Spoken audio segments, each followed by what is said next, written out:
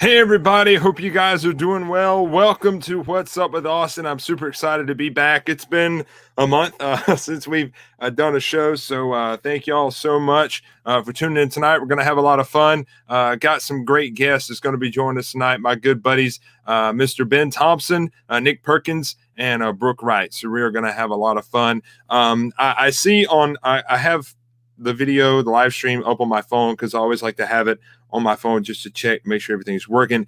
I don't know if the comments are actually working on my screen, but they might be working on this screen. So if it delays a little bit on me getting your comments, I apologize. But hopefully I'll be able to read some of them for you guys and hopefully maybe be able to put them on the screen for y'all. I know normally we do the show at 7:30. But we had to change the time to kind of meet everybody's schedule. That happens at sometimes. But we're just happy to be able to do the show tonight and be able to talk to you guys for a little bit. So thank y'all so much for tuning in. We really appreciate it. If you will, do me a huge favor. If you haven't already, be sure to like, share, and comment this episode of What's Up with Austin all across your Facebook pages and all across your social media pages. I know we would all greatly appreciate that very, very much. If you're watching on Facebook tonight, please go ahead and hit that like button on the Austin Irby Entertainer Light page. Also, you can follow me on Instagram. There it is right there below. also follow me on that. That would be awesome. And if you will, please do me a huge favor and subscribe to the What's Up with Austin YouTube channel. If you're watching on YouTube tonight and you haven't already subscribed, please do. And if you're watching on Facebook, go on over to the YouTube channel and subscribe after the show is over. And ring that bell to get notified on upcoming episodes and videos whenever they're posted on that channel. So thank you all so much for that.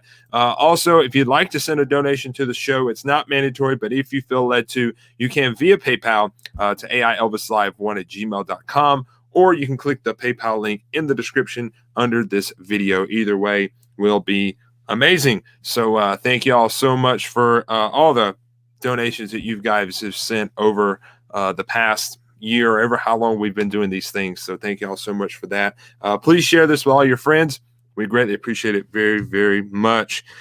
So kind of what's been going on with me, just kind of getting back into the ropes of doing shows. We're kind of getting back into the things now.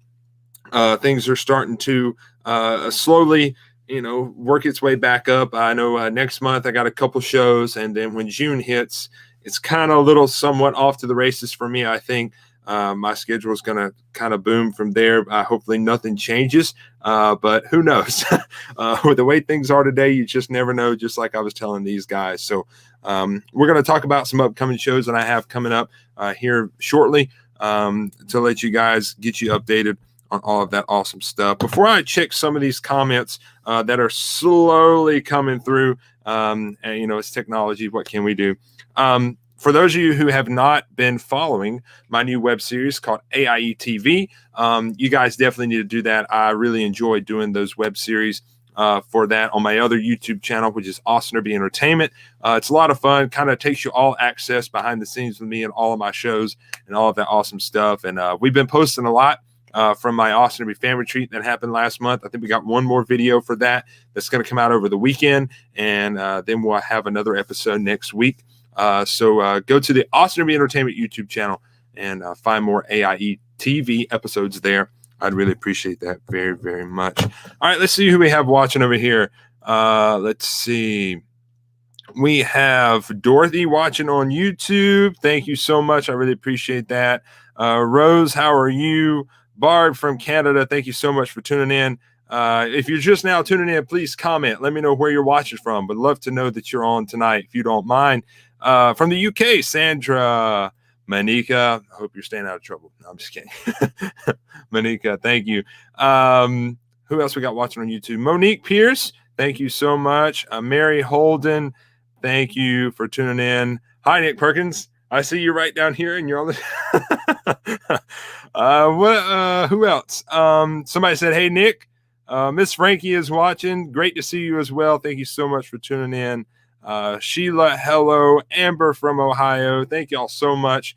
We'll get to some more of these comments a little later on. Please continue to comment. Let me know where you watch it from. I love to go back and read all of these comments. It's really cool. So thank you all so much. Who else we got? I think Mr. Jacob Better, my buddy's watching. Who else? I thought I saw Michelle, Rhea. Thank you all so much for tuning in. All right, let's go on over here and let's talk about some things that we have coming up. I'm going to take this banner off really fast, and we're going to talk about some upcoming shows. This is one that's coming up that we're actually going to get Mr. Brooke Wright on here a little later on in the show and chat with him about this. And we're going to tell you guys about this amazing show that we have coming up called Eras of the King at the Palace Theater in Gallatin, Tennessee on May the 14th. It's going to be a lot of fun, myself and Brooke Wright. Also, we're going to have Miss Erica Brooke joining us, and Jody McDowell is going to be with us as well. And our fantastic MC, you all know him from Elvis Week, Mr. Danny McCorkle is going to be with us also. So we're excited about that and can't wait. Tickets are only $20, and you can get that at palacetheatergallatin.com. Showtime's at 7. That's May the 14th, and we'll talk a little more about that a little later on. All right, let's talk about another one. I'm super excited about my Austin Irby For Real tour this year. It's going to be a lot of fun. It's not what I had originally planned. I think we had about 20 shows booked this year, and I was going to have a live band with me for the entire tour. But because of COVID, that kind of got knocked down to about 6 shows, and the band's not going to be able to come with me now. But it's still going to be a lot of fun, still going to be energetic. I'm super excited about it. And this is one of the dates right here, Friday, June the 25th at the Hawkinsville Opry House. in Hawkinsville, Georgia. That is a tongue twister. Try to say that. Hawkinsville Opera House, Hawkinsville, Georgia. That's a mouthful. It's going to be an awesome show. I'm super excited about it. Tickets are on sale right now. They're only $20, and you can get those by visiting the HawkinsvilleOperaHouse.com, or you can call the number right there on the screen and go directly to the Opera House and get your tickets. If you want more information about this, you can visit my website, AustinUrbanEntertainment.com, and find all the information you know about this show. This is kind of the rest of the tour that I have planned for this year. I do know that the date on the screen right now, I can let y'all know, the June the 5th date in Kings Mountain, North Carolina, that one is being rescheduled at this time. Looks like that is going to be moved to November, but I'm not 100%. But I have decided to replace the show on the 5th with another show that's not associated with this tour, if that makes sense. And it's going to be in my hometown. So where we're going to be doing the For Real tour on the 4th here in my hometown, we're going to be doing another show on the 5th as well. And I'll make a post about that and kind of explain it a little better to you guys sometime over the weekend. So, but the Austin For Real tour is going to for sure be at the Watkins Community Center on June 4th, the Living Drama Theater in Eustis, Florida on June the 11th, Hawkinsville Opera House on June 25th, Social Circle Theater in Social Circle, Georgia on July 17th, and the Elberton Arts Center in Elberton, Georgia on October the 22nd. So hopefully we'll be able to add some more with things starting to kind of gradually open up in everywhere, every state. So hopefully be able to add some more dates to that. I hope. So we're praying and hoping. Something that a lot of you have been asking me about, I have been receiving numerous messages. People want to know, when are you coming back to Selma? When are you coming back to Selma, North Carolina? Well, I got 3 shows that have been confirmed finally after being rescheduled 5, 6, 7 times. So I'm super excited, but I will be there July the 31st with the Hot Summer Night show with the Spinouts Tribute Band, and my good buddy, Mr. Dwight Bozeman, is going to be with me there as well. And then we'll be there the next night, or afternoon, in other words, August the 1st, 2:30 p.m. Rudy Theater, all Elvis gospel concerts. So we're excited about that. And these are all at the Rudy Theater in Selma, North Carolina. And then after July and August date, we'll be back in October on the 16th with my Rock the Night Away musical variety show. Fantastic production. We did the show last week. It was a lot of fun. We have not done this show in a while, and it was a blast. All these tickets right now are on sale at this minute, right now, at therudytheater.com. So you can visit that website and get your tickets and come see me in Selma, North Carolina. I'd love to see you there. It's going to be a lot of fun. All right, just a couple more, and then we'll get kicked into these, right into these interviews.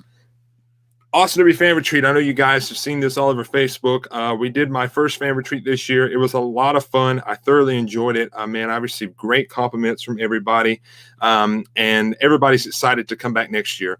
So I am too.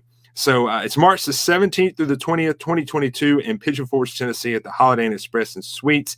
It's going to be a lot of fun. So if you don't have your packages right now for this amazing retreat, you can get them at AustinDerbyEntertainment.com. Click on the Austin Derby Fan Retreat tab and buy your packages. Sadly, VIP is sold out, but our general packages are still available, and they're only $140 per person.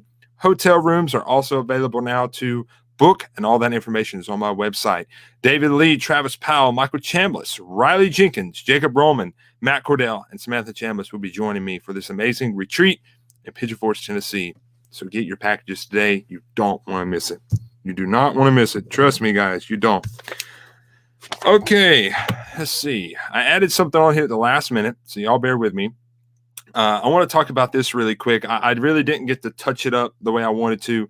This was just announced yesterday. I know 2022 is still a year away, but hey, look, we have to plan in advance. But we're super excited about this. It's called Christmas with the King at the Brunswick Actors Theater in Brunswick, Georgia, December the 2nd through the 4th, 2022. It's going to have a lot of your Georgia Tribute Festival favorites. Myself, Michael Chambliss, Travis Powell, and Samantha Chambliss will be starring in 3 great shows along with the Brunswick Christmas Parade. So we're super excited to be a part of that too. Seating is extremely limited. So there will be a very intimate, this will be a very intimate event for all of you special people out there. So kind of just give you a rundown on kind of how it's going to work. Friday, December the 2nd at 8 p.m. we'll be doing Reflections of the King show. Saturday, December the 3rd from 5:30 to 7. we'll be doing the Brunswick Christmas Parade. And then 8 p.m. will be a brand new show called I'll Be Home for Christmas. And then that Sunday at 2 p.m. we'll be doing a gospel concert and inspirational music as well. For more information, you can visit tributefestival.rocks, their website. I think for all 3 concerts, for the package, I think it's $149. And then I think for the separate events, I think it might be $59. But don't hold me to that. I'm just trying to remember what's in my knowledge. So make sure you come see us in Brunswick next December and have a little Christmas cheer with us. But like I said, tributefestival.rocks. You can go visit that website and find out all the information that you need to know there. I do have one more show I want to tell you guys about that I forgot to put on here. I will be at Elvis Week for all of you that have been asking. I will be competing in the Images of the King competition. And also I will kind of be headlining that festival as well, Images of the King. I will be doing my own show called Austin Irby and Friends in Concert. I think it's on the 12th at 9 p.m., 8 or 9 p.m. I can't remember. When my good buddy Moses Snow is going to be joining me for that show. And who you never know who else is going to show up. That's why it's called Austin and Friends. But tickets are on sale for that right now. Again, that's all at tributefestival.rocks. You can go to Images of the King and find out all the information you need to know about that, or go to my website. Either way, doesn't matter. All the information is there.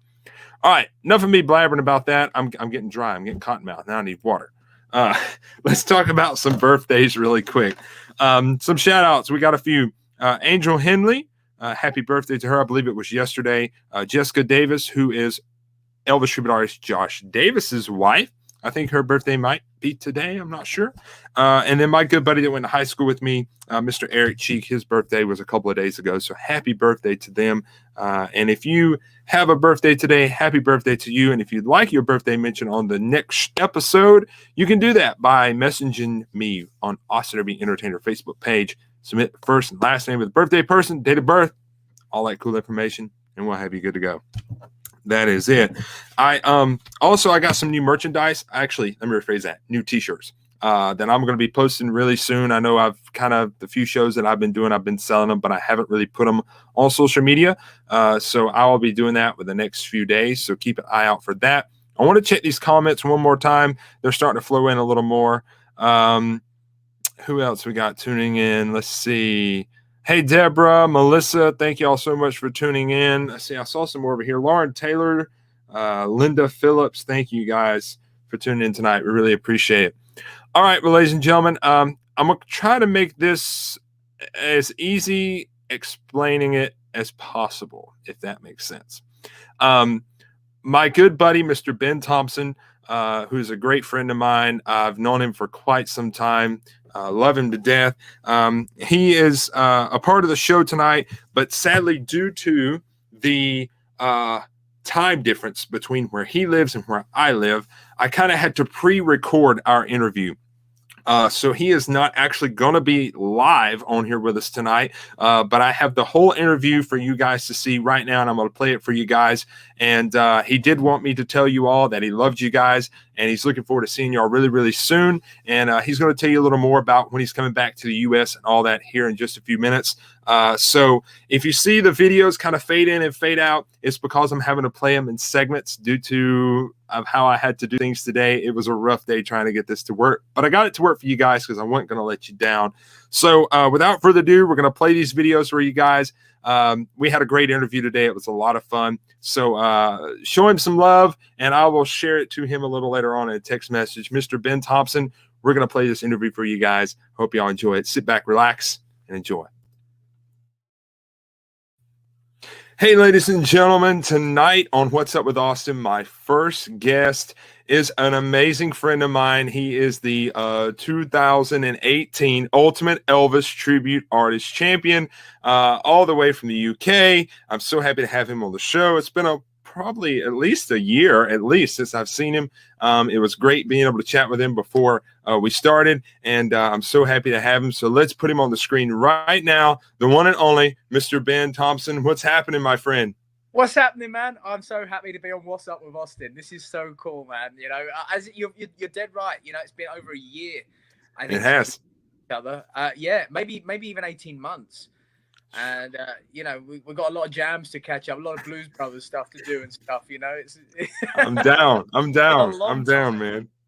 So during all this COVID and quarantine, man, how's things been there? What's been going on with you? I mean, I'm pretty sure you're like everybody else, just kind of in a standstill. Trying to muddle through, you know, like it's been a crazy, absolute crazy year, 18 months. It seems to be passing by quick, even though it's crazy. But yeah, things have changed. Obviously, you know, the world pretty much stopped. And I think the only comfort that we all had that was we was all in it together, you know, and nobody was better and that. But you know, I've kind of, like anything, you try and find the positives in things. And at the start of it, I was kind of like, oh, this is cool, you know, not the process, but like, you know, a couple of months off to rest and recoup. 6 months later, I'm like, okay, this is kind of wearing thin now, you know, like I need to get back on the road. And so I miss all you guys, you know, we see each other, you know, probably 10 times a year, you know, like spend time doing festivals and stuff. But yeah, it's been very different because obviously not being able to do something you love is very difficult. And right now it's just about keeping the mind active. And we've been planning our wedding, and we've been planning like buying a house and all that. So like all the grown-up stuff. We're getting away now, right? Why we're here and why we're staying still for a while, we're getting all the grown-up stuff done because I tell you, when we start traveling again, all the grown-up stuff is going to go out the window. Stop. It's done. I've had enough of grown-up stuff. So this has kind of been a year where we've got our heads screwed on, and we've tried to, obviously, with this happening, it's made you think about the future. What, you know, what if you couldn't do this at what we love, you know? So you know, in this time I've learned how a new trade and stuff, and I've really just applied myself to getting through, whilst obviously, you know, keeping up with everything Elvis and doing these live interviews with you guys and that, because it's very difficult. You know, we're all friends, we keep in touch, but it's so difficult. You know, even scheduling this interview was difficult to try and get it in time difference. You know, so but we did it. I honestly, I must have messaged this guy like 8 times to try and get time for this. But and even when he said, "Yeah, that's cool," I said, "Oh no, I can't do it now." Crazy. But it's been, as I say, it's a time for reflection, a time to look at what we can do better, and you know, I feel like we'll come out the other side stronger. And when we're all together, it's gonna be one hell of a big party. Amen to that. That is so true. I agree 100%. That's it, man. I know. So let's kick into this. You know, the first question is going to be is, how did you get into Elvis? What made you want to become an Elvis tribute artist? What's the story? Well, when I first started, I was like probably, I was like 15 years old when I first ever did my live performance. Now, I'd always grown up with Elvis and loved entertaining, loved performing. And I was 15 and I did a community festival. And I sprayed my hair black. I remember this because I sprayed the sideburns on, and it didn't go well. And I had like this suit that was like probably like £10, $15 worth. You know, I was just trying it, you know, and it went down well. So from there, I was like, right, I love Elvis. I love performing and entertaining people. Let's try and put the two as a profession. Yeah.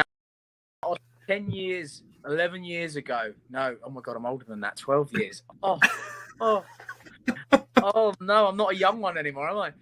Hey, I just turned 25, so it's creeping up on. You know. Oh yeah, all right. Well, you can be old with me, mate. It's all right. But 12, 13 years ago when I first started, I didn't think this would be a full-time profession. You know. Right. And the more I learned, the more people I met, the more I traveled, and I met so many wonderful people, and that's the reason, as well as Elvis, that I think I loved it so much, because the people really inspired me. You know, when you get out, you know yourself, Austin, when you get out there and you have those people in front of you, you know, I hate the term fans, because it's like a family with friends. Everyone's there. That's true. Fun, you know? Everyone, like, people say fans. I don't think there's anything wrong with the word fans. Don't get me wrong, because we're all Elvis fans at the end of the day. Right. But we're all friends and family when we come to these shows, you know. And I think just the inspiration from the people, you know, making them smile, and that really inspired me to do more. And then as I was watching more and more Elvis, it was incredible, because I was learning more. I was seeing just how incredible he was. You know, when you think you've seen everything, there's this one thing you haven't seen, and That's you go, true. man, I'm putting that in the show. I'm putting that in the show. That's happening. You know, or whatever. So, but it's I just love putting a smile on people's faces, and, you know, being able to pay tribute to a man that I love and like an idol, just an absolute added bonus. Absolutely. That is true. 100%. So let's kind of press forward and let's talk about 2018, man. That was a big year for you. You won the Ultimate Elvis Tribute Artist contest. I was super excited to be able to be there to see it. I think that was awesome. So for you, what was that feeling like going through that process? I mean, for the viewers that are watching, they have no clue what the process is to go through the Ultimate. We do, because we've been there, but to go through that process, and then win it. What is that feeling like, and how life-changing is that to your career? People, I think, underestimate the work that goes into part of that contest. Not the winning out of it, right? At the end of the day, right? I hate it when people say, "Oh, this person's going to win, that person's going to win," right? If there's 20 people in this contest, 20 people could win that contest, right? And each one of those people, myself included, had put days, not hours, days, months, weeks, years, you know, of practice to get to that point, you know. And each qualifier has to get through, 3 rounds before you even make it to Memphis, you know.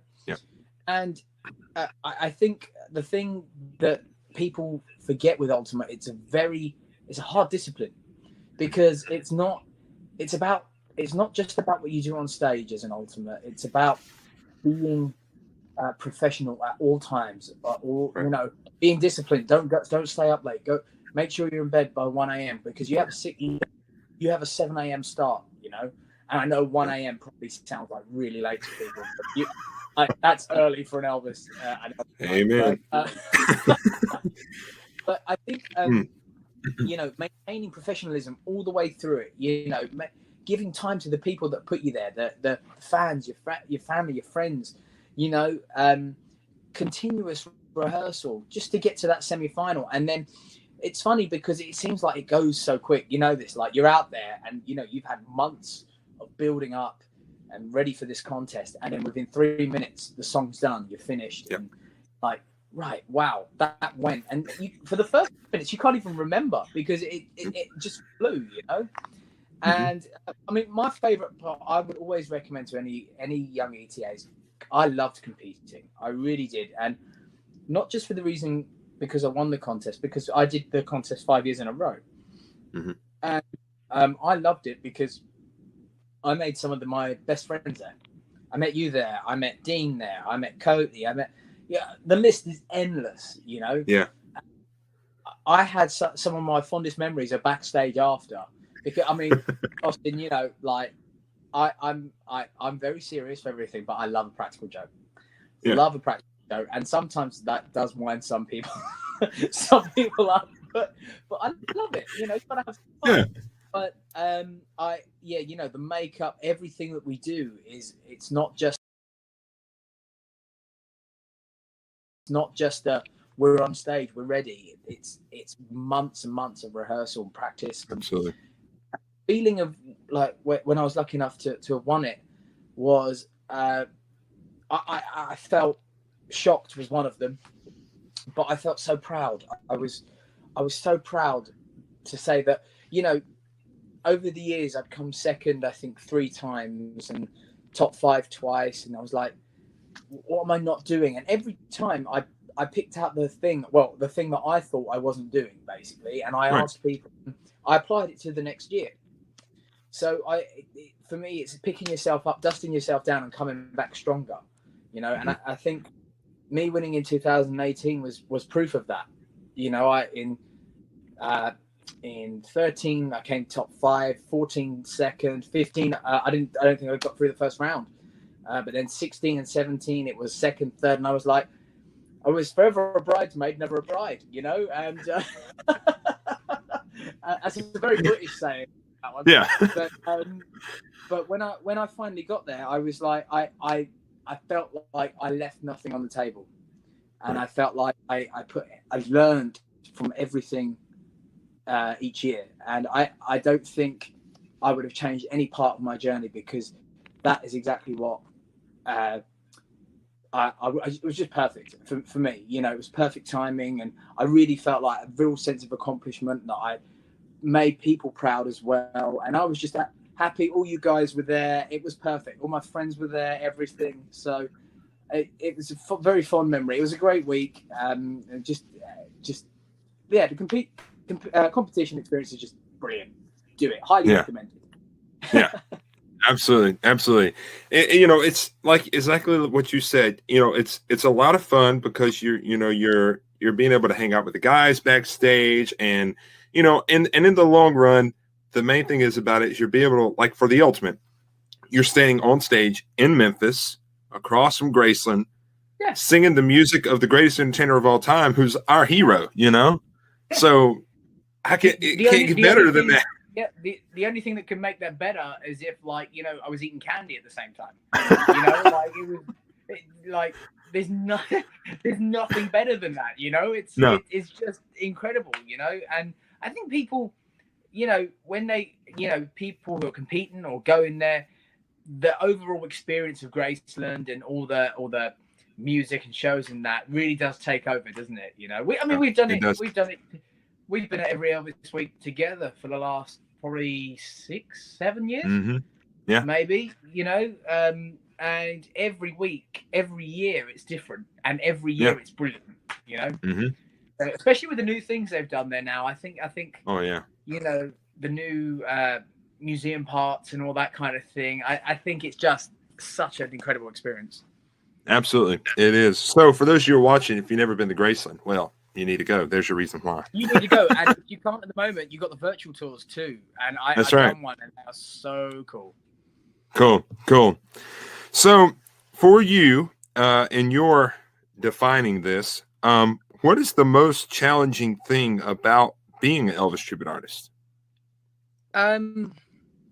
Now, are you asking me as me personally what I think, or in general kind of thing? Like, because either way you want to answer it. That doesn't help me, Austin. And you lower me into a trap. Honestly, I'll be really frank. For me, a personal thing for me is keeping healthy and my weight. For me, is when you're traveling and you're trying to you're trying your best, but you're tired, and so eating late, and you're not necessarily eating bad, but you're eating late, right, and all that kind of thing. And for me, staying in shape has been tricky, and I openly admit that. Now I've got I feel much better with it. I feel like I'm in great shape at the moment. I feel ready to come back and do things. But generally speaking, it's rehearsing. It's, we never ever, it doesn't matter how good people say you are or something like that, we're never going to be Elvis. None of us ever think we're going to be Elvis. Nope. So I think it, for me, in general, is like charisma and energy, maintaining that all through your show. And, and trying your best, as long as you try your best and you're respectful, I don't think there's anything wrong with that, Right. But yeah, I definitely think, Elvis was high energy, man. So you got to be in shape to be doing this. Austin, when we do the 50s stuff and everything, like at the end, you're struggling for air sometimes, like, that's true. It's quite funny because people think like you're dabbing your brow or anything, just to like for the show. But no, you're trying to cool down, man. You're sweating, everything. Yeah. But for me, I think it's just energy, fitness, all that kind of thing. I think it's very important. Right. Absolutely. Well said. So this is probably going to be a difficult question because you probably got to think about this a bit. But in what international cities have you performed in? And in your opinion, and you can even reflect off the U.S. and where you live. But Okay. how are the audiences different in the different countries? Do they react different when they hear the Elvis music, or is everybody just about the same because everybody's Elvis fans? That's a really interesting question. Obviously, I've been fortunate enough to play Australia, Europe, USA. So kind of the three. There's not ends of the globe, but you know what I'm saying. I couldn't think of the word. Honest to God. But I would say that I think the best thing about Elvis fans is they are more or less the same across the entire world, and that's what makes it so special, because they have such an appreciation for Elvis and his music, but they also have that understanding of tribute artists. Right. Now, it goes without saying that some people don't like tribute artists, and that's fine. You know, everyone's entitled to their opinion, but when I see audiences from different countries and stuff like that, I always think, wow, how much they appreciate Elvis. So I truly think that across the world, all Elvis fans love Elvis just as much. Right. And of course, there's always standout areas. You know, like I think Memphis, obviously, but Tupelo, Mississippi, for example, you played there yourself. Yep. There, it's incredible. You know, and It is. we played. Where do we play? I played at Parks Elvis Festival in Sydney, Australia. Right. That was fantastic. You know, there was a real hub for Elvis fans. You know, and in Europe, the Nebel. You know, we done 50 shows in 60 days in the Netherlands, right. And each one was like, you know, Netherlands is a very small country, but they absolutely adore Elvis. And as I say, that is the one thing that has it. Elvis fans are amazing wherever you go. Yeah, that is true. I agree 100%. No matter where you go, you know, you're always going to see the people. Normally, for those of you who don't know, when we're on stage, it's really hard to see everybody with all those lights. So we can see like the first two rows. You can't see. But you're it's blind, so yeah, I know. But it's so awesome. No matter what country you're in, no matter what state in the U.S., wherever, East Coast, West Coast, it doesn't matter. But you can see the people on the front row, and they're singing the song with you. Yeah, you know, they're singing that song with you. That means absolutely to you, because you know the hard work you're putting in. Portraying Elvis is being understood, and they're loving it. Yes, absolutely. So I can't remember the name off the top of my head, so you're gonna have to refresh. But you were in a movie with Harrison Ford, right? Yes, that's correct. Yeah. It was fun because the movie was Blade Runner. Blade Runner. Okay. Yeah. And it was funny because even 2 weeks before I went out for filming, I didn't know what it was. I auditioned. It just said Elvis in movie. That could have been anything. You know, I wasn't expecting it. You know, they said, "Oh yeah, it's a movie." Yeah. And then once I got the call back, I got the part. I was like, "Cool, what's it for?" You know. Yeah. Right. And basically, I got an email, and then we had like a Zoom chat saying, "Oh, this is going to be a film, Blade Runner," and I wasn't too familiar with it. You know, I'd heard of it, but still nothing really clicked. And then they go, "Oh, Harrison Ford and Ryan Gosling in it," and I think I just went silent for about 5 minutes. I would have too. And they actually said, it was quite funny. There must have been a long pause because they did say, "Are you still there?" And I was like, "Yeah." But yeah, so it was really cool. We went out to Budapest for like 3 weeks filming, and in preparation for it, they wanted me to be the same stature, same weight as Elvis during. That's the way it is. Wow. And yeah, so we had the 3 months before, I was doing 3 training sessions a week with a personal trainer, which they provided, which was amazing, and I had a masseuse, and it was so cool. And honestly, I was fanboying. Honest to God, I was like, what is going on? But We did so 3 sessions a week and 1 session with a masseuse, and we got down to, I think I lost like 30 pounds. Wow. To get down, because Elvis was tiny. Not a lot of people see Elvis like that, but he was small. He really was small. And basically, my scene was replicating the Suspicious Minds from That's the Way It Is. So, like, all day, if you're like, I love Suspicious Minds, but when you've done it 50 times and, you're doing this like 50 times and your shoulders hurting you, I'm like, this is hard going, because we were starting at like 4 a.m. in the morning and we were finishing at 10 p.m. at night. It was a long day. Wow. It was amazing. It was amazing. I had my dressing room, if you like, was 2 doors down from Harrison Ford.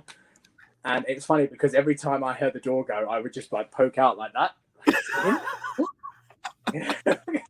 It's true. He was so nice. I thought he was good. Like, you hear things in the press and all that kind of thing. Oh, yeah. Both him and Ryan Gosling were absolute gentlemen. So nice to talk to. It was really cool. I had a chair next to Harrison Ford, which was like cool, but he never sat there. And I was like, was it me? Could I have done something any different? But yeah, it was an incredible experience, and I swear I would never ever forget it. Yeah, that is awesome, man. That is cool. So, for you, what fascinates you about Elvis's life and his career? What is it about his life that he had in his career that fascinates you? The thing I love and most about Elvis as a person is just his generosity. I absolutely love the fact that he just done things to make people smile. Right. And for me, that was just absolutely brilliant. And I think that is a good philosophy to have through life. Absolutely. The things he gave to people, the car to the lady, and the various houses he bought and watches, and the list goes on. And he still gives money to charity today. Yeah. So that's the thing I admire the most about him. Certainly, the thing I loved about him, what fascinates me, was his absolute energy. And I'm not talking like because he moved around and stuff like that.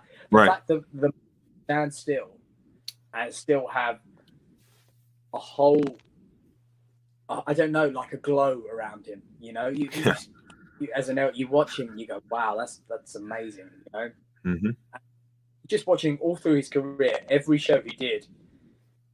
Obviously looking at the later years, obviously it's more difficult probably to see things. But for me, in every show he done, he had sparkle, he had a smile, he had something. He was just incredible. For me, it's just that overall energy that when he walks in a room, he lit it up, And I was born in '93. I had never seen Elvis. I'd never, So for me to say that just through watching him on a screen, what would it have been like being in the room with him?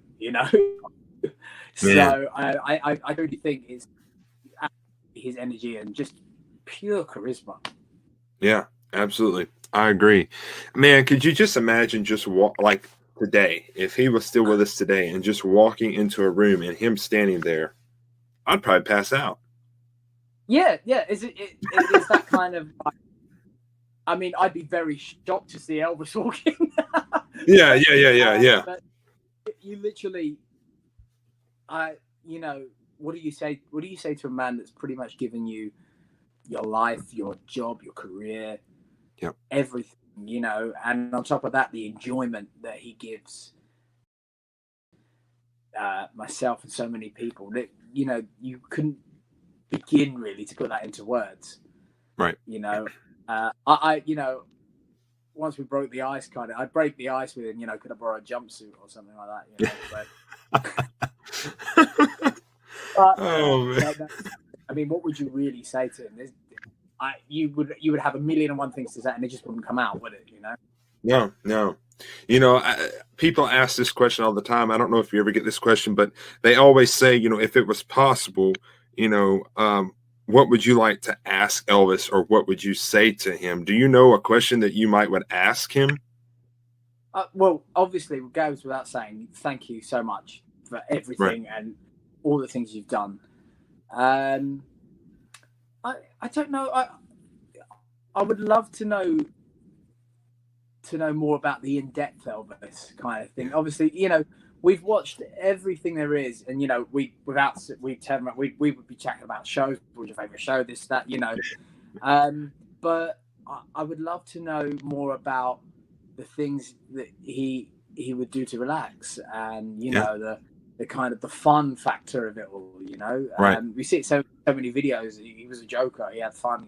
Oh yeah. I'd love to, sports and this. What movies you want to watch? That kind of thing. So yeah, obviously on a professional level, how many suits you'd want to see, and how many, what was your favorite concert? Who best celebrity you ever met? That kind of thing, Yeah. But also, just on a personal level, it'd be so nice to get to know him in depth, wouldn't it? Yeah, absolutely. I agree 100% on that. So I got one final question for you, and I love to kind of do a interesting question that maybe people might not know about you, to always kind of close out the interview. But we know Elvis is, he's our main guy. He's the greatest entertainer of all time. We love paying tribute to him. But here's the question: are there any other artists who have inspired you by their music? If so, who would that be? Yeah, Roy Orbison. 100%. Roy Orbison. I love his vocals. I love the song structures. Right. Very unique, very different. For me, his vocals and the way he tells a story through a song. He had a very tragic life, as we all know. So the songs that he sings to portray his emotion, I think are wonderful. So I would definitely say that Roy Orbison. I love Roy Orbison. As I said, I love energy. So I love James Brown. I really do love James Brown. Yeah, you do killer at James Brown, man. I've seen it. It's fun. It's fun. But I love the energy. When he again, it's unpredictability. He goes on stage and what he's going to. There's so many performers out there, isn't there? Yeah. But yeah, Orbison in particular, other than Elvis, I would go for. Gotcha. That is cool. So before I let you go here, kind of tell everybody, I know I've been putting the Facebook page up on the screen from time to time, but is there any other social media they can follow you on? What do you have coming up possibly where they can see you? So live streams or whatever. So tell everybody about that. Yeah. So basically you can find me on the Ben Thompson Elvis Tribute Artist page on Facebook. I have Instagram, ETA Ben Thompson. And there's my website, www.benthompsonliveselvis.com. But yeah, we're hoping, obviously America, Tupelo, Mississippi, Florida, for Cody's Festival. That's going to be amazing. But yeah, we're going to be doing some live shit. We're doing some live shows in the UK again in July. So everything's starting back up again. We're getting there slowly, but we are coming back. But I'm really looking forward to getting back, seeing everyone, because I think you're all amazing, and it's been a long time coming. I think we're going to have one hell of a reunion, That's right, man. Yeah, it's going to be amazing. And yeah, just watch out for me. We're going to be doing probably some live feeds on Facebook at various different points. So just look out on the social media, like the page.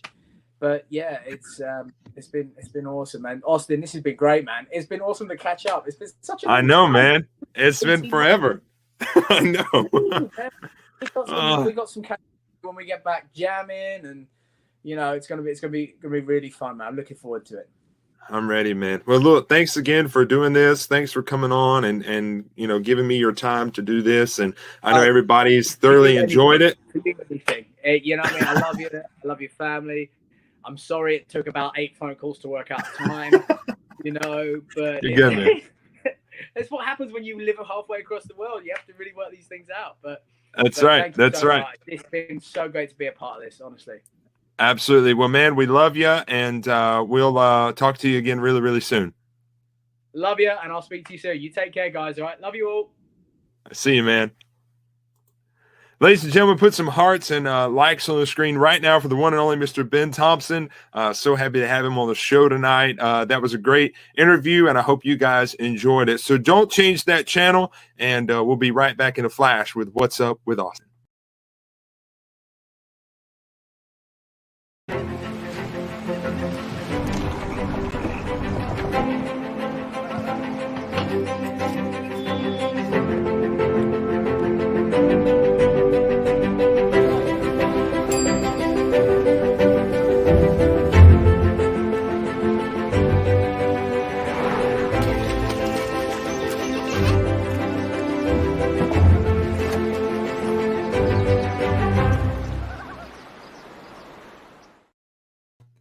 All right, everybody, we're back with What's Up with Austin. I hope you guys thoroughly enjoyed that interview with Ben Thompson. It was nice being able to sit down and record that interview with him today and be able to present it to you guys tonight. It was a lot of fun.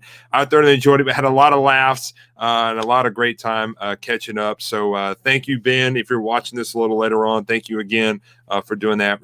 I really appreciate that very, very much. Well, ladies and gentlemen, it's time for in the show where it is time for the question of the day.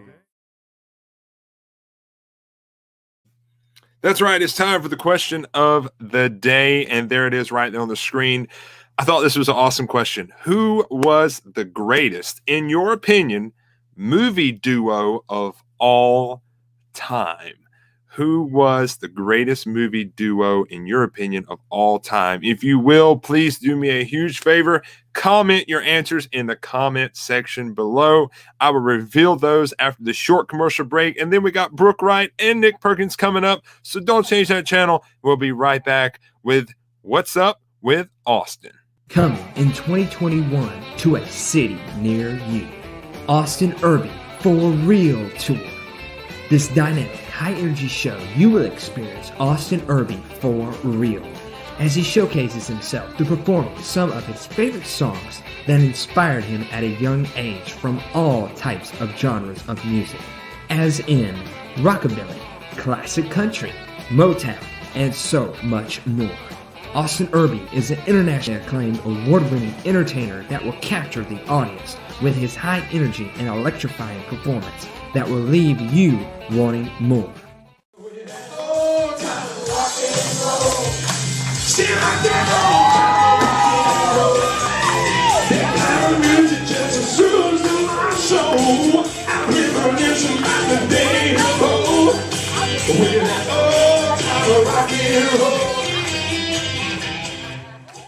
Throughout the show, you will hear songs made famous by many artists, including the king of rock and roll, Elvis Presley.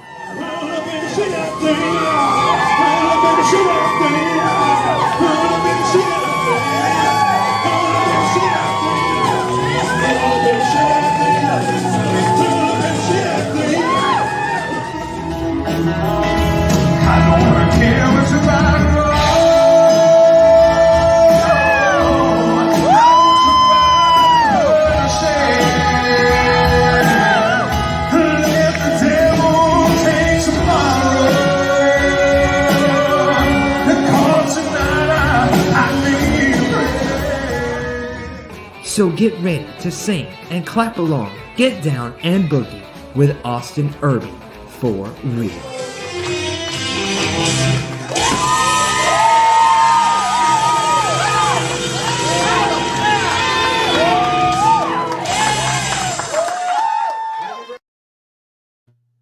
That's right, ladies and gentlemen. Austin Urban For Real Tour is just around the corner. Kicks off June the 4th.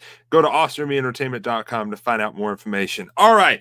Here was the question of the day in case you missed it just now tuning in. Who was the greatest movie duo of all time? Of course, in your opinion. We have a few comments that have been listed here. Let's reveal some of them. All right. Barb says Frankie Avalon, and I am not good with names, so somebody might have to correct me on that. But is it Annette? I ain't even gonna try it. Ain't no way. Frankie Avalon, I don't know who that is though. All right. Great answer, Barb. Let's see. Sandra says Clark Gable and Vivian Leigh. Awesome. Linda says Judy Garland, Mickey Rooney. Rosa said Doris Day and Rock Hudson. Cassie Zach and Vanessa from High School Musical, one of my favorites. Hey, they are awesome. They are cool. I know why she said that, because when I was like in the I love those movies. I watched them all. And I still do, man. It's a musical. Why not? What's up with it? It's cool. Great songs. Good answer. All right. I think we got a few more coming in, but I'll definitely read them a little later on. I'm going to get Brooke and Nick's opinion on this a little later. Man, if I had a choice, here's what I would have to say. I know they were only in one movie together, but Elvis and Anne Margaret was a dynamic duo. Just think about it. Viva Las Vegas. They were just amazing. I know they were only in one film, but they were amazing. But if I had to pick a second one, I would have to say Dean Martin and Jerry Lewis. They were hilarious, man. They are awesome. I love Jerry Lewis and Dean Martin. So that would be probably my answers, but I'd first have to say Elvis and Anne, because they were just the dynamic duo, in other words. In my opinion, everybody has their own opinion, so that's mine. All right, well, ladies and gentlemen, I'm going to get my good friend on here, Mr. Brooke Wright. We have something really exciting coming up, but before I get him on the screen, I have a little video that I'm going to play for you guys about our show that we have coming up. It's called Eras of the King. We're going to chat about it just for a few minutes, and then Nick Perkins, we're going to grab and get him on here with us. So don't change that channel, and enjoy this little promo video for Eras of the King.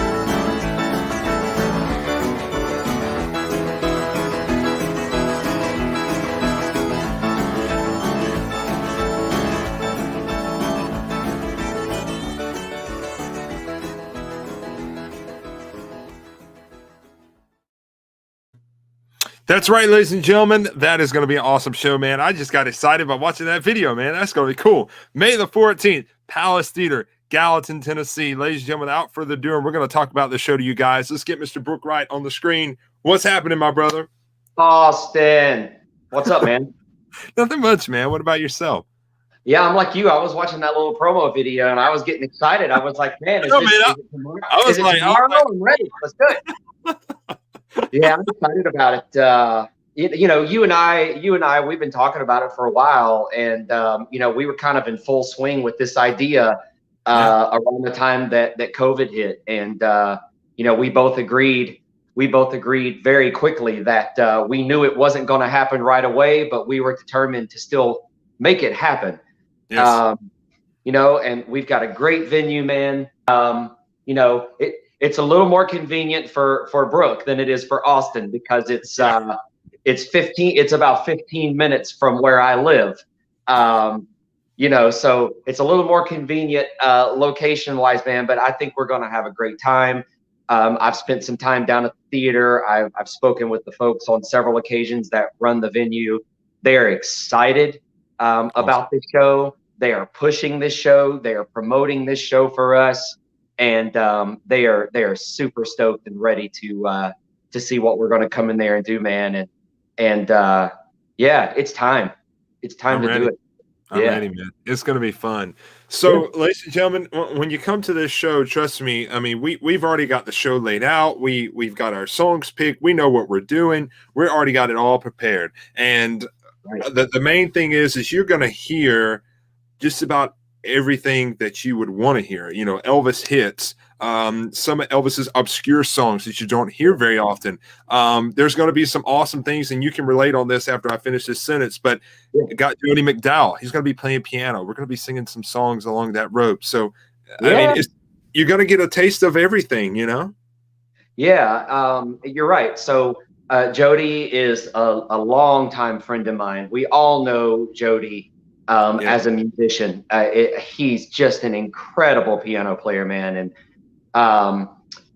Jody and I have known each other for a long, long time, since I was in high school. And believe me, that was a long time ago.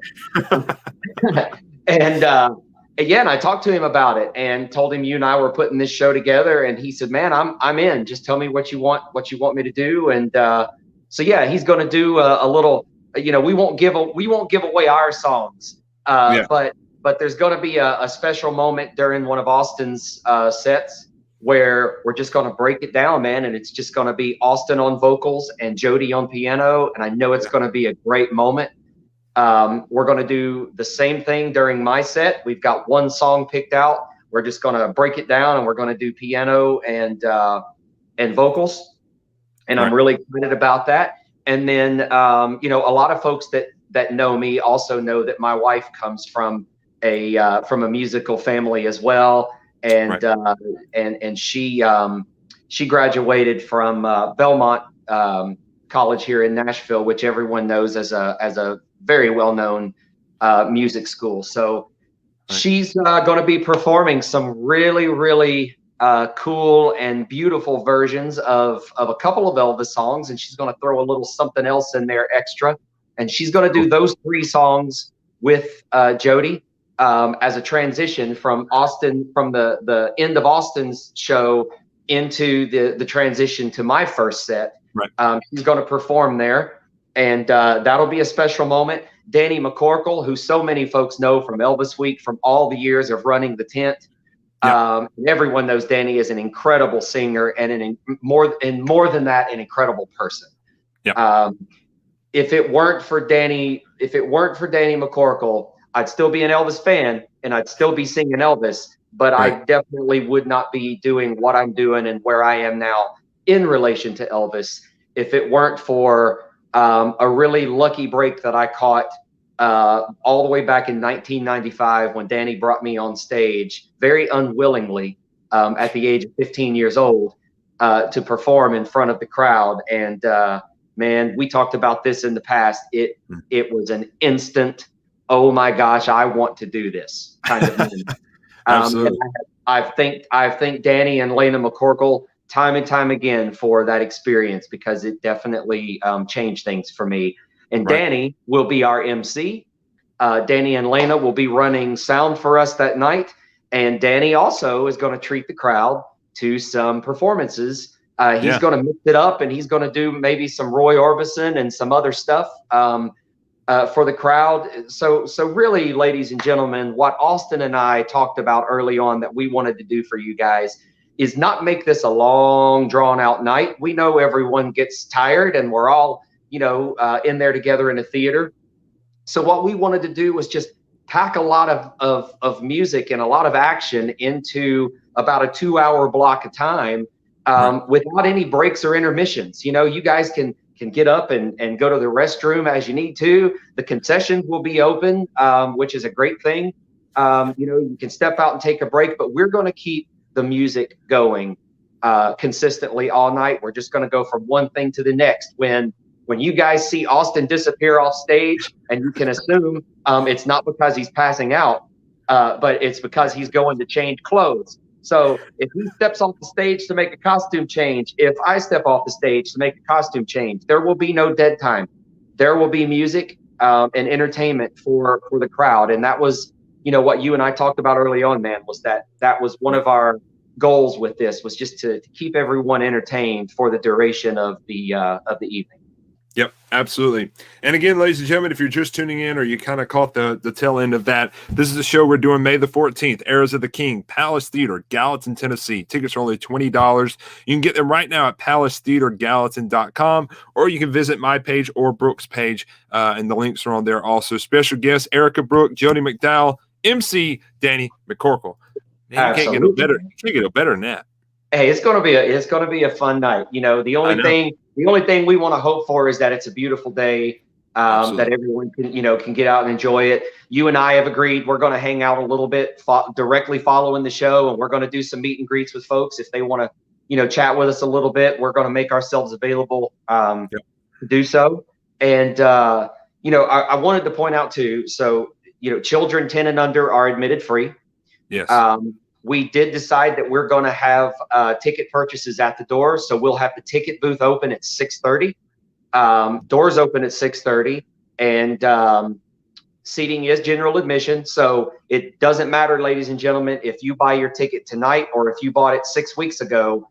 That's right. If you want to get a good seat, get there early, line up, and be ready to get in. Just don't hurt anybody, because the theater's not gigantic, man. No matter where you sit, you're going to have a good seat. Yeah. But get in there and get your seat. Tickets will be for sale at the door. They will be cash only purchases at the door, $20. I think, Austin, you said that you might have some merchandise with you as well. Absolutely. All right. So, ladies and gentlemen, get you some Austin Irby swag while you're. That's right. Get you some Austin Irby swag while you're in town. It's going to be a fun time, man. And who knows what it could lead to, some other opportunities. That's the goal. That's the goal. I'm genuinely looking forward to doing the show. I'm looking forward to you and I working together, and just looking forward to entertaining a captive audience. And when I say captive audience, what I mean by that is once you guys come in, we're going to lock the doors so that you can't leave. We're going to capture you in like this little room. Right. That's right. And then we're gonna relive like the movie. What is it? Escape Room. We're gonna relive that movie. So while you're watching us, y'all got to find your. No, I'm just kidding. I'm totally joking. Well, look, I know this might be a little off topic from what we're talking about, but I saw somebody make this comment. I thought I'd put it up on the screen. It's got the first time I heard "It's Your Baby, You Rock It" when Brooke live streamed it. Now it's one of my favorites. Thank you, Brooke. Yeah. So Austin, I know that we're getting over to Nick. Do you mind if I tell the story in short order about "It's Your Baby, You Rock It" for those that have never heard it?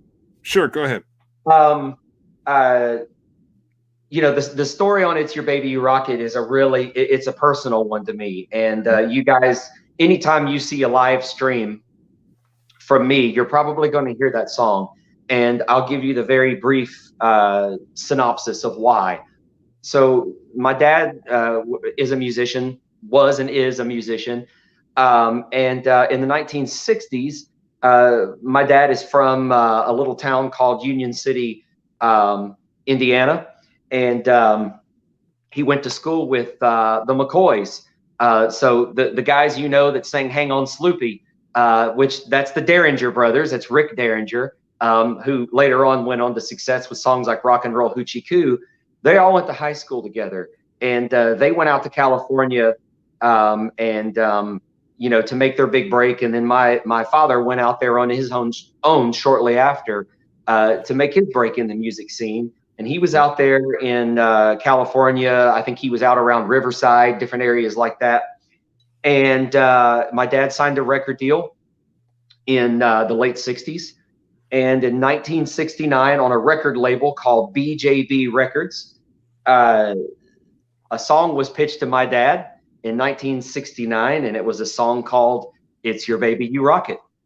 And he recorded the song, released it out there on the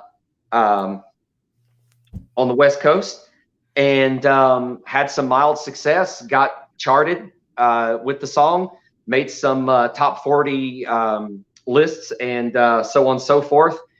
And then, that went away and other things happened. My father's career, went back and forth. And, long story short, after that, Brooke came along in 1980, and we moved to Nashville because my father had a record deal here in Nashville that he had signed, and we moved here for music. But the connection, of course, is, ladies and gentlemen, and please don't take it the wrong way. It's not a braggadocious thing. It's just something I'm proud of. I'm proud of my daddy. I'll call him daddy until I'm 100.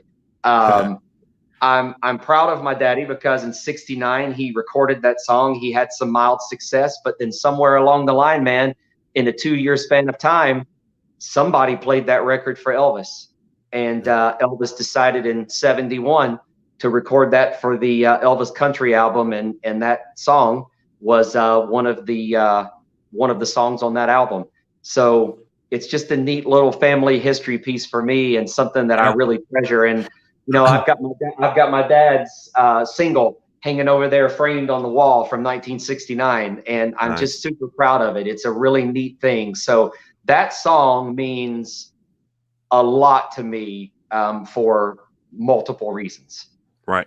So I'm glad that I helped to make someone a fan of that song. And I'll just wrap that whole thing up by saying, if you guys want to hear the original version of It's Your Baby, You Rock It, I created a little tribute video to my dad last year.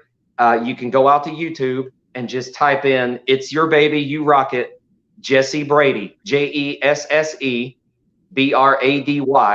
My father was much like Conway Twitty back in the day. His real name was Harold Jenkins, but his stage name was Conway Twitty. My father's name is Alan Wright, and he went by the stage name Jesse Brady. And go out and check it out if you guys want to hear what the original version sounded like. I'm gonna have to go listen to it now. Yeah, man. Absolutely. Yeah.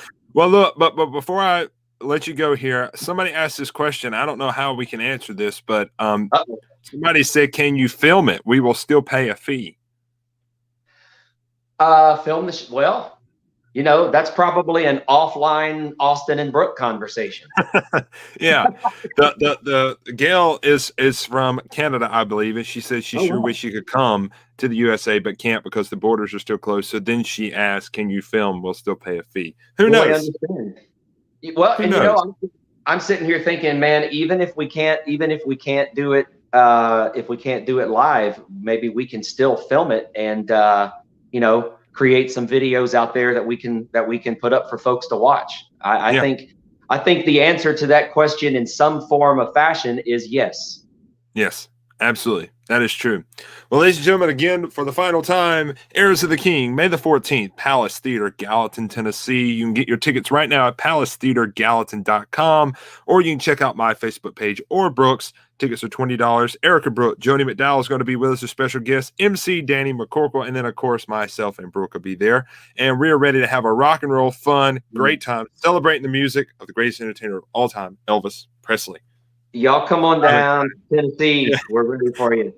That's right, man. That is right. Well, man, look, I don't want you to sign off completely because when Nick and I finish chatting, I want to bring you back on with him, and we're going to let these viewers ask you guys some questions if they're all still with us, and we'll go from there. Thanks again for coming on, man, and I'm excited for the show. Thank you. Thank you, guys. Yeah, man. Absolutely. Brooke Wright, ladies and gentlemen, put some hearts and likes on the screen for him. I know he would greatly appreciate that. I'm going to let Nick get set, and I'm going to do one more short commercial break. I'm going to show you our promo video one more time for the show Heirs of the King, and then Nick Perkins is up next. Tell your friends, call him right now. Tell them Nick Perkins is coming on What's Up with Austin. Don't change that channel. We'll be back in a flash.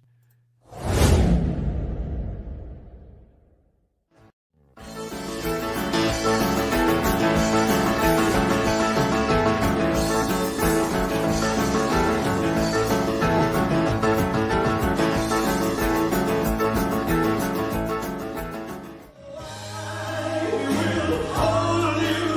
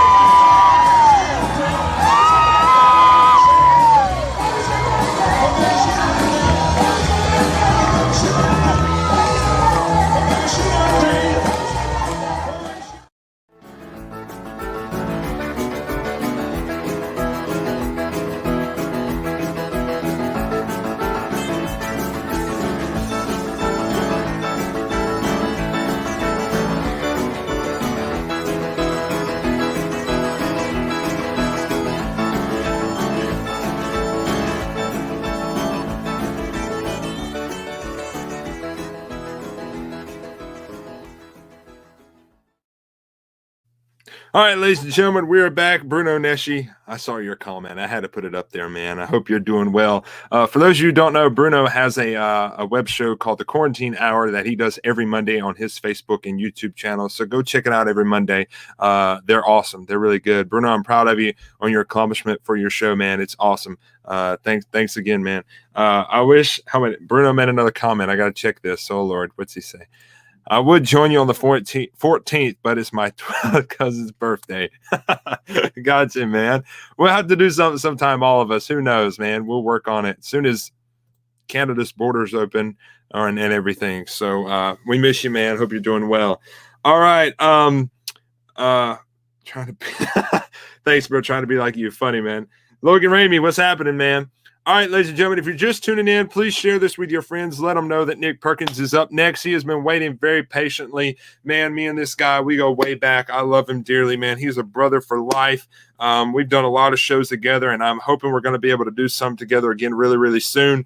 I really miss performing with him and miss visiting him. And, man, we had a lot of good times, man, I'll tell you. So without further ado, let's get him on the screen right now, the one and only Mr. Nick Perkins. What is happening, my friend? What's up, man? How you doing? Hey, man, I'm doing good. Can't complain. Yes, indeed. Yes, indeed. How about yourself? You doing good? What's life been with COVID and quarantine, man? What's it's been like? Exactly what it is. COVID and quarantine. No, man.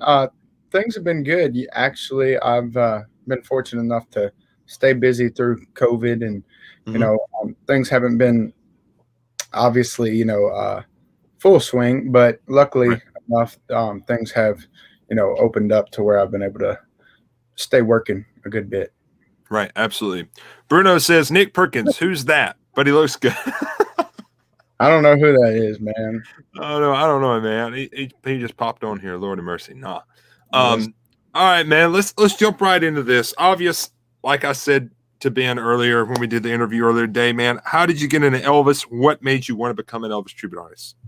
I got into Elvis when I was real young, basically I come from a family of musicians. My dad's a bass guitar player and a drummer, and my grandpa played steel guitar and lead guitar. And, so I come from a family of musicians who played in bands. And, so I grew up listening to that era of music, so really whenever I was able to really understand and comprehend and, really listen and be like, man, that's Elvis. I was like probably 6 years old whenever I really, started listening to Elvis. But as far as, getting into this, just being a fan first and foremost, and then watching and seeing these other guys, that I grew up, watching on stage. I'm like, man, this is cool. Look at these onesies they wear, but bedazzled onesies. Right.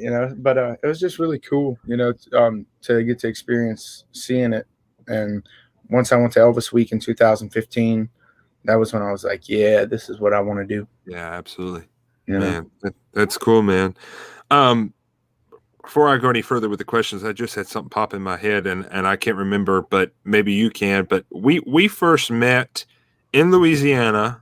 Right. I was doing a show at a restaurant. Right. How long ago has that been?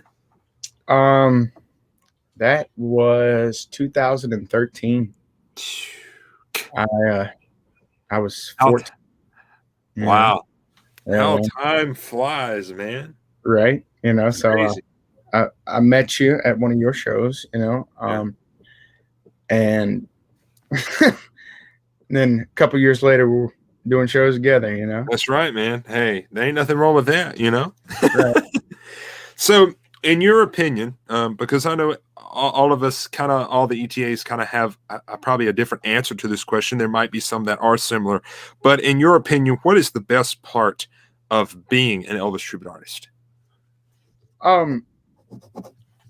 Getting to be a part of something that makes people feel good is really a great thing. Being able to go out and be the reason that people go out and see a show and get away from their problems. They don't want to go there and have issues. They want to go there to enjoy themselves. And, I think that, it's great when everybody can get together and enjoy the music, of someone who's brought us all together and made us the friends that we are, Right. So, I'd have to say that, being able to travel and get to spend time with good people, is the highlight of it for me. Yeah, absolutely, man. I agree with you 100%. So growing up as a child, and when you first got introduced to Elvis and you become to know who Elvis was, what kind of about him made you have your fascination of him and began your fascination of him? Like, man, this guy is cool. This is what I want to do. What was it about him that made that happen? I think the obscureness of his personality. He was a jokester, which a lot of people are, but he just had a different sense of humor and a different look at things, So I think that what captured me the most about Elvis, like obviously his giving quality is such a amazing factor. It's just like, wow, one person does so much for so many people just because he can, and I don't know. I think just how unique he was as a person was really something that just really struck my attention. Right. Absolutely. I just like when I was talking to Ben earlier today, we kind of got on this topic, and that's true. It really, of course, a lot of us, we're going to say, the music kind of caught our eye, or his dance moves or whatever. And that kind of is, but a lot of people, for us, being able to go to Graceland so much and being honored to be part of the Ultimate, when you're part of the Ultimate, you get to learn a lot because you get to see a lot of the archives, before the competition, but you learn of how humble, loving, caring, type of person he was for everybody. And that just stands out to, especially, I don't know if it does to anybody that's watching, but especially us, that pay tribute to him, because, it just makes us feel good to be able to pay tribute to somebody that was like that. You know what I'm saying? Right. Yeah. So you're spot on with your answer there, man. That's a great answer. I want to get off topic because Bruno, he always got a funny thing to say. He says, question for Nick. You mentioned steel guitar. Does he play lap steel? No, he will not sit on your lap and play steel. But, yeah. But no, he does rap still. Oh, that was a good one, man. That caught my eye over here on my phone. I was like, what did he say? I was like, I got to catch this. So, when and where, this is kind of two questions in one. So when and where was your first performance as an Elvis tribute artist? That's question one. And then describe what you were feeling kind of before, during, or after your first performance as an Elvis tribute artist. I mean, I got to think now. Like officially my first show that I ever did by myself was at a bar, and it was a benefit show. And you know, my thing always was, when I first started, was you know, I enjoyed what I did, but I had never been out there, so I had no confidence, you know. So so I was like, man, I hope everybody thinks I'm good, you know. I hope I'm okay, you know. And you know, it was nice to do the benefit for that lady, you know, and it was, you know, it was heartwarming to be able to do it for what I did it for. You know, but it was just it was pretty interesting, you know, because like now, that was probably the one and only bar show I ever did. You know? But it was a good time, you know. Everybody enjoyed themselves. Yeah, man. I'm pretty sure you can kind of relate to this, and I've told this on the show before, and in interviews that I've been in. But you know, people always ask, man, when you started, what was it like for you? And I say, if you was to go back and watch a video of me in like 2011, 2012, or even back further, probably, I don't know, when I was like 10 or 11. So that's back past 2012. Right. When you'd watch a video or a picture of me, and this is me. I sing with my head down. I wouldn't even look at the audience because, you know, I was, first off, I was scared to death. People, when I tell people that story, they look at me now and go, well, we never know it now. And I'm like, well, as you get older, you break out of that. And I'm pretty sure you can relate to that too. But, and I'm pretty sure you grow used to performing in front of a live audience. And I'm pretty sure you're like me. Even Elvis was like this. I'm pretty sure all entertainers are, but you always think in the back of your mind when you're performing somewhere, how's this audience going to react to what I do? Are they going to like what I do? You know what I'm saying? So you always think about that. I still get nervous to this day. I mean, it's a natural thing, you know? But you know, it is what it is, but now it's all natural, you know, for us, you know, it's easy to do. So speaking about growing up, what music was often heard in your home? Was it always Elvis, or was it a little mixture of different things, or?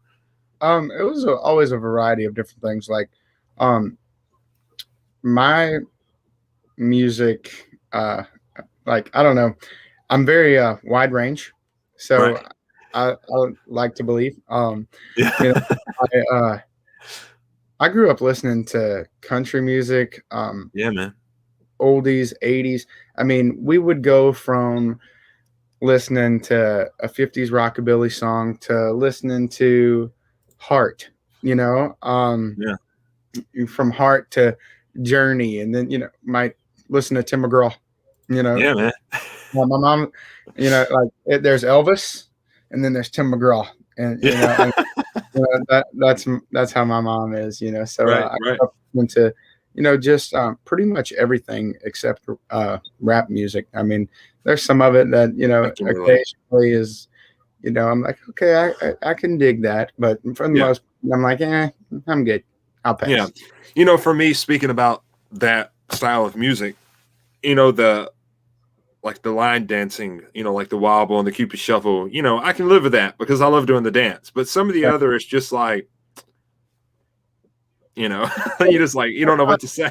None of it really has any meaning, you know. That's right. And like I did a show one time with Cody Slaughter, and we were at Mary Beck's up in Jackson, Mississippi. And I remember him saying, you know, back then, you know, songs were simple. Like, you might have 4 chords in one song. Yes. Today you might have 9 or 12, you know. But the words that were there might have been so simple, yet they were so fitting to whereas today's music is there's no real meaning behind it. It's what's next that we can put out there, you know. So because in my opinion, artists today and artists back then are two totally different things. You know, artists back then, you say Conway Twitty, okay, that's great. You know, you always know who Conway Twitty is. You know, here it is. He was around in the 70s, 80s, 90s, you know, and here it is, 2020, you know, 2021, not 2020. We got rid of it. Let's hope it stays forever. But 2020 don't exist.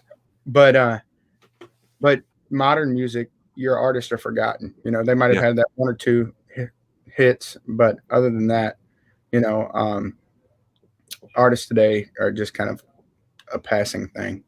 Well, I agree with you 100%. So does Brooke, because he just gave a thumbs up down there. So he agrees with you too. And that is so true. I mean, this is what my parents always say. Now, this is my opinion. Okay, everybody watching. You can say 2 words today and make a hit, and it won't even make sense. It's crazy, right? It really is. And you, what you said and what Cody Slaughter said hit the nail on the coffin, because songs back then had a meaning. Right. Majority of the songs today don't. Right. They don't have a meaning. I mean, you can go back and listen to a lot of Elvis's songs, and here's the thing. When you hear Elvis sing it, no matter what he's singing, you feel his emotion of what he is singing about. He's telling you the story. You know what I'm saying? That goes for any artist back then. Today, I don't really feel that much. You take someone like George Strait, okay? Someone who had, you know, a 30-plus year career. Yep. And you know, he, you know, might have not released a new album continually, you know, but, and I say this with my shows too, you know, as a producer, as a performer, you want to put out a quality, you know. That's right. And I rather take my time and do something that has a little bit more value to it. It might take me a little bit longer, it might be a little bit more expensive, you know, but in the long run, I might take a year to write this song, and it's going to make George Strait millions. The Chair, The Fireman, Carrying Your Love With Me, songs like that, you know. But I can go out here and release a song that's going to be remembered for about 6 months, and then you're never going to hear it again. Yep. I'll take That's George. Right. That's right, man. We have a thing in common right there, my friend, 100%.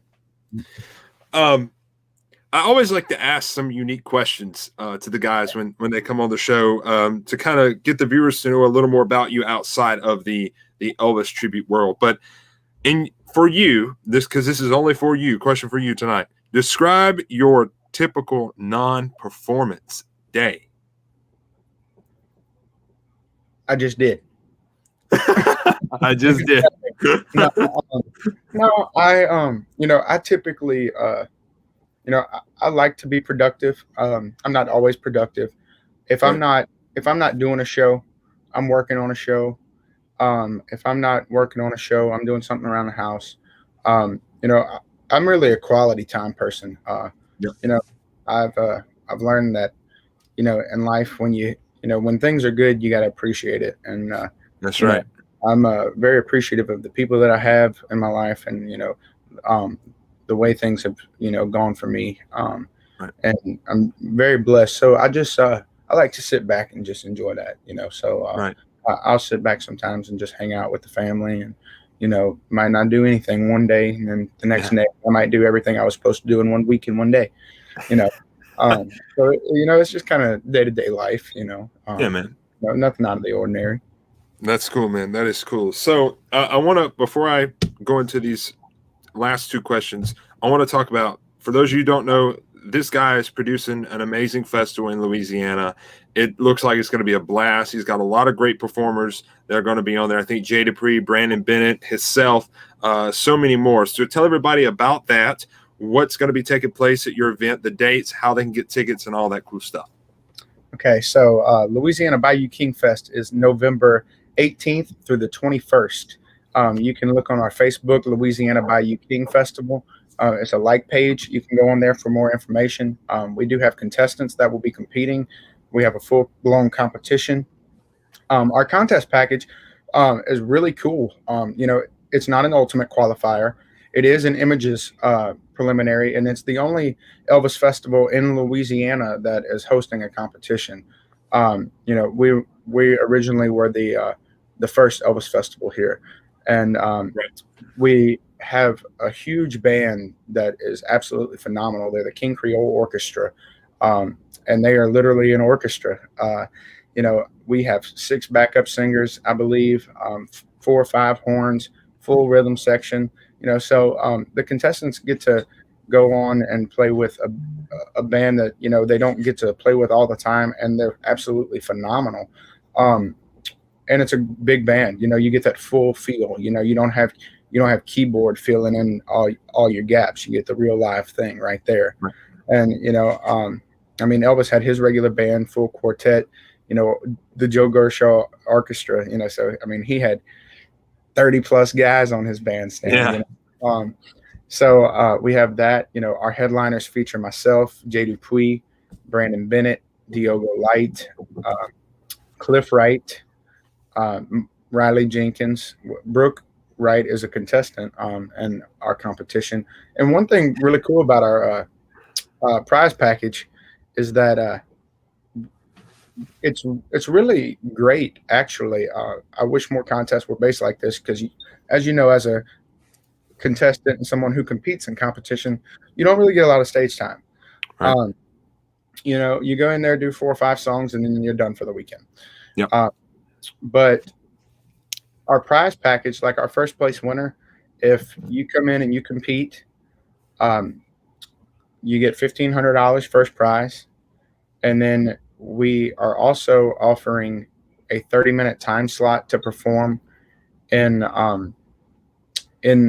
the Saturday night showcase of that weekend. So the contest will be over that afternoon, and that night you put on a show. Wow. So you get to showcase your performance outside of being a contestant. So that's really cool. And then we also are giving away a jumpsuit.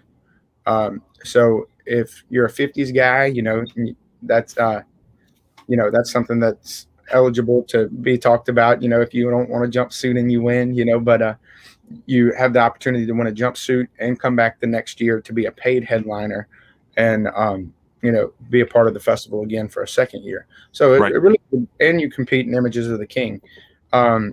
This is a preliminary. You'll go straight to the semifinals, in Memphis. So it's really a cool festival. We have an hors d'oeuvres and wine meet and greet, which is really cool. We really want to express our heritage at this festival. We really want to make it as much about Elvis as possible, and we also want to make it much about Louisiana as possible. So, like a lot of our hors d'oeuvres and things would be a Louisiana-based thing. So you might have a crawfish pie or, things like that, little different types of things that you can try, and you get to hang out with the guys. And, it's really, it's a different type of meet and greet because usually, you go through, you take a picture, you say hello, and you walk through, and we don't want that. We want everybody to really feel like they get to spend the quality time that they deserve, for this festival. So, and every show is a different show. They're all based off of concerts that Elvis did in Louisiana. So suit for suit, song for song, night for night, so it's nice. It's really a true, authentic tribute, I feel. And I think it'll be a great success. And, we still have got all tongue tied. Guys are still eligible to enter the contest, and y'all come on in. We're excited to have you, and excited to really put on something. As someone who's competed in the contest, I know what it's like. Guys are like, oh man, things are rigged. No, we don't want any of that. Travis Powell, what's happening? No, but we don't want anybody to think that anything is geared one way or the other. We want a strictly professional, unbiased competition. Right. We have that coming up, and some of our weekends. So it's really coming together for 2020. Awesome, man. Well, before I say something else about what you are talking about here, because I want to say something else. First off, I want to say I'm proud of you, man, for what you've accomplished in doing this, what you've accomplished as an entertainer and a tribute artist, man. I can't express that enough. And I'm not saying that because you're on camera with me right now. I'm saying it because I mean it. You know that. You and me have been friends for a long time, man. You know, we've competed with each other. When I was competing non-pro and you were competing pro that year in Georgia. That's right. We won together. That's right. After every round of competition, me and Austin went and found the buffet together. Hey, Golden Corral, I'll tell you, man. Yes, indeed, man. But fellow ETAs, I know there's several that are watching. We got Logan Ramey, Travis Powell. We got several watching. If you want to go to an awesome contest, you want to go to an amazing festival, you want to compete, enjoy, and have a great time, go and see Nick. Call Nick. Go to his festival. Everything that he just said, man, it's going to be awesome. It's going to be fun, it sounds like. So go compete in this contest, man. It'll be great. It'll be fair, and it'll be fun. So make sure you go and do that. For those of you who are watching that are from Louisiana or not from Louisiana, if you don't have your tickets, go get your tickets. Louisiana That's right, man. What was the website again? Sorry, I cut you off. Oh, you're good. Louisiana Bayou King Festival.com. Louisiana Bayou King Festival.com. Go visit that website and get your tickets. It'll be awesome. All right, man, let's pick back up on what we got. I got a couple more questions for you. I got to touch on this before I let you go, man. You won the Tupelo Elvis Festival in what year was that? 2018. 18. You went to the Ultimate. You made the top 5, and you made the top 5 twice? No, just once. Just once. Okay. And that was all in the same year, correct? All in the same year. What was that experience like for you winning Tupelo, which is where Elvis was born and raised majority of his life? Win there, go to the Ultimate, and get the top 5, man, in Memphis. For me, Tupelo, I had attended the festival. I attended for 2 or 3 years continuously, to go and support it. I enjoyed it, very much. I got to see Cody Dayonath win, Doug Church. I went there, with no intention whatsoever of winning, because the week before I was competing as a non-pro contestant, and so it was a totally different caliber for me, I was out of my comfort zone, so I went in and I was like, I'm going to have a good time, because I was just coming from Lake George. I was fortunate enough to win the non-pro in Lake George. And I came home and I packed some clothes and I said, well, I'm going to go have fun, man. I get to play with EAS this weekend. I played with Change of Habit last weekend. I'm just going to go and enjoy myself. And I'm going to come home Saturday, because I've had a long couple of weeks on the road, and, just enjoy time with my dad. Right. Because I had no intention of getting anywhere in the contest, so. Right. So I go in, and first round, I knew no one. I didn't know Debbie or Craig or Bobby or anybody, that was a part of the blue team. And but they were so welcoming. And so I went in and I did my thing, and I made top 10. I was like, man, I made the top 10. I was so excited. And then because I grew up watching the guys I'm competing against. There's no way I can beat these guys. And so I made top 5, and I was like, you know what? Whatever happens, happens. I'm just excited to be here, Yeah. Absolutely. And so I get there, and they're calling the guys, and one by one they're not calling my name, and I'm like, what's going on, And so when they called my name, it was probably the most emotional I have ever been, honestly, to where I couldn't really control myself. Like, I just started crying, and instantly, because I knew that I didn't go in there thinking that I was going to win. I didn't know anybody, so I knew that I just went in there and I won off of what I did. And that was insane to think that I was capable of that, because, still as a performer, you always find that there's room to grow, going into the Ultimate. It was a learning experience, because like the first time, my first time in, they were like, don't go in with any intentions. I'm like, well, I'm not. I'm just excited to be here. That's right. And that's what I did, and I made top 5 in the Ultimate, which was probably the next biggest thing, but I think Tupelo will always mean the most to me, regardless if I ever won the Ultimate or not. Right. Because it's the birthplace. The people who judged me knew Elvis. They were friends with Elvis, and and the compliments that they paid me and things like that. That's better than any scorecard could ever give me. That's right. That's right. And speaking of Tupelo, man, I've got, like you, man, I got to experience the festival as a fan several times. And then, 2019, I got to go and compete for my first time. And like you said, they welcome you with loving arms. Oh, they absolutely. treat you like royalty, in my opinion. And it was an awesome experience. And, I thoroughly enjoyed it. And I mean, I made the top 10 that year, and, I was just happy to go that far. And Right. I remember when I walked off, I told Miss Debbie, I said, I'll be back at some point. Right. I will be back. Because I was like, I love it. Whether I win or not, I just want to come, And if there was a possibility for me to compete in Tupelo ever again, if that was a festival that you were eligible to do that, absolutely. Right. Yeah, absolutely. But I'm just so thankful that I get to be a part of such a great group of headliners in the birthplace of Elvis. I mean, that's nothing better. Yeah, that's right, man. There's nothing better. And just like Miss Betty Rosenblatt just put on here, she said, "Impossible dream, they do happen. Dreams do come true, man. You never can have somebody tell you that they don't. They do come true. You can accomplish whatever you put your mind to." That's how I look at it. Yes, indeed. And Miss Betty, you were there. Miss Betty was there, and yes, she was.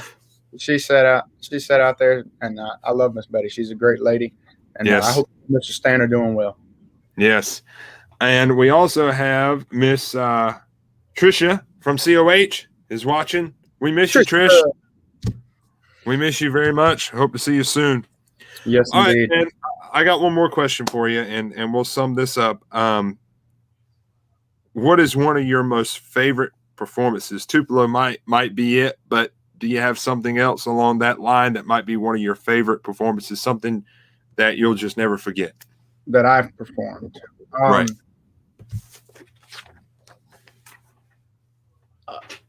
That's a tough one, honestly, I would have to say Tupelo, is probably my most my biggest highlight. Right. We miss you, Trish. Absolutely. But I put it like this. Anytime I get the chance to be on stage at an Elvis festival, right, whenever I am with the people who understand, that's my favorite performance. Yep, absolutely. Anytime I get to do that. I can agree with that statement 100%. Well, dude, but before I let you go, I want to say something. Ladies and gentlemen, if you got any questions for Nick or for Brooke, you can go ahead and start commenting them now in the comments section, and we'll reveal them. I'm going to get Brooke on here in just a second. But social media, man, where can everybody keep up with you? And also plug your fest one more time for me, if you don't mind. Absolutely. It's the Louisiana Bayou King Fest. You can find out more information, see all of our headliners, our schedule at LouisianaBayouKingFest.com. Or you can check my page at Nick Perkins, Elvis Tribute Artist. All right, that sounds like a wrap. Can we bring Brooke on here, or should we kick him out? Kick him out. No, bring Brooke on. Kick him out. Let's get him on here. Let's see what we got. Are you still with us, man, or have you fell asleep? I see how it is. I'm joking. Oh, Lord. All right, here we go. We got some questions popping up, so let's see what we can do here. First off, somebody made a comment, said, "Met you both of you in Brunswick 2019. Okay, cool. Awesome. Okay, here's one. From our good buddy Logan Ramey. Out of all the Elvis jumpsuits, what would be you guys' favorite? Nick, you want to start it off? No. I need Brooke, you want to answer that one first? Man, dang it, Nick. I mean, Nick and I probably all have the same answer, right? It's kind of like when people say, "What's your favorite Elvis song?" It changes. Yeah, it does. It changes, man, because like I've seen you. I'll give you a good example. I used to have a picture of Elvis in the rainbow suit, right? And it was not a flattering picture of Elvis in that suit. So I really never cared for it. Then I saw Nick's rainbow suit. And then I started going back and I started Googling more pictures of Elvis in the suit. And I found the opposite. I found a really awesome picture of Elvis looking sharp in that suit. And I sat back and I thought, that suit has literally gone from one of my least favorites to, man, I think I would actually like to own that one day. You know, so it changes, man. Like, I love the Conquistador. I think that's a really pretty suit. But if I had a favorite, and it's funny I say this because I likely will never own it because it's expensive. But if I had a favorite, man, there was a poster that hung on my wall. It went from my bedroom to a rehearsal room to another rehearsal room until finally the vibration knocked it off the wall one day and it shattered and I had to throw it away. It was a picture of Elvis in the King of Spades suit. That is probably my favorite because he looked amazing in that suit. Right. Yes, Nick, do you got an answer now? Yeah, I do, but I don't.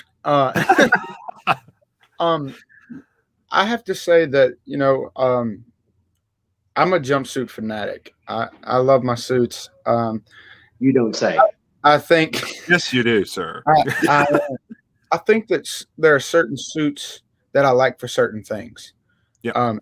Like for myself personally, one of my favorite suits that I enjoy wearing would probably have to be my white Conquistador, because it's a rare suit that Elvis didn't wear too often, and because I'm the only one that has it from B&K, you know, so I really like the white Conquistador, but there are certain suits that I just love on Elvis. I think the macrame collar on Elvis is absolutely beautiful because he was so thin, and it was such a simple suit, but he just looked so daggum good in it. Yeah, man. You know, so you know, but I find that I like the more elaborate suits on myself, but I like the more simplistic suits on Elvis. Right.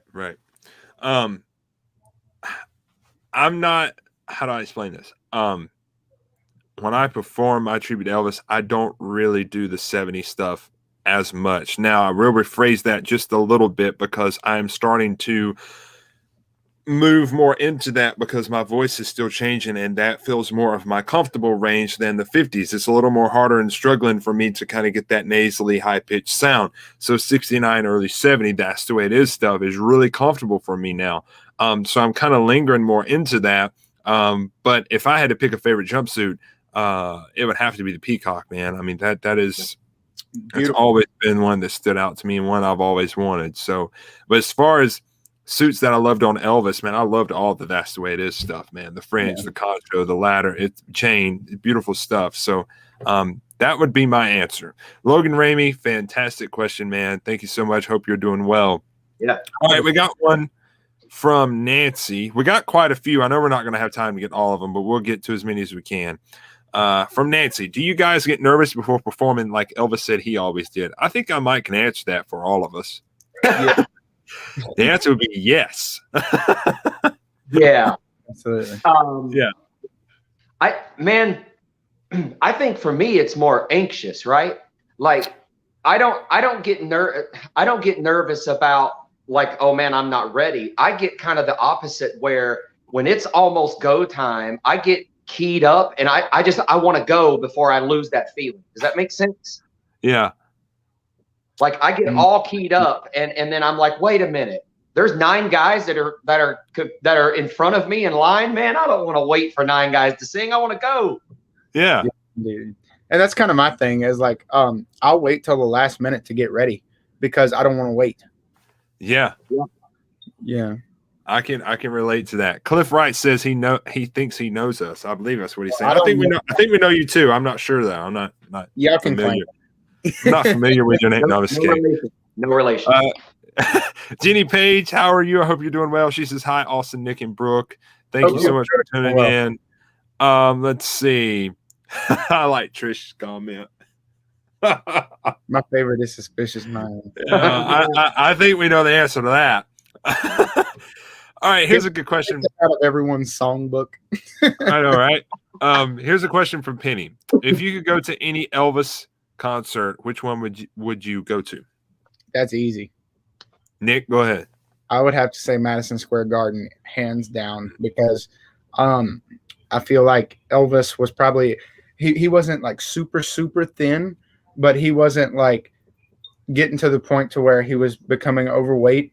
I think he just overall looked his absolute best. And, you know, a lot of the footage that they have from Madison Square Garden is so good and the audio quality is so great. And even some of the interviews that people have put out there, you know, they've said that when they've seen Elvis multiple times, and some of his band even said that that was probably one of the best shows.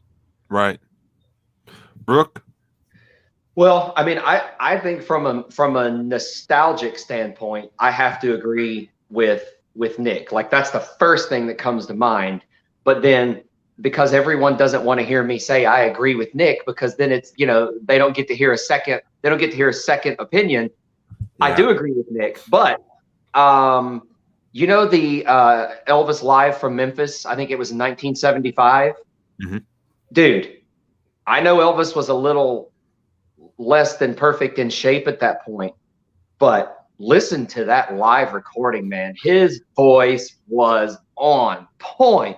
And he was home, right? He was in his city. So I think I would have liked to have been at that one just to see how Elvis performed and what he was giving the audience in Memphis, Tennessee. Because if you go back and listen to other live recordings from that same time period, those other live recordings did not seem to have the same vocal energy that Elvis had in Memphis. So what that tells me is there was something special in the air that night. And I think I would have liked to have experienced that. Right.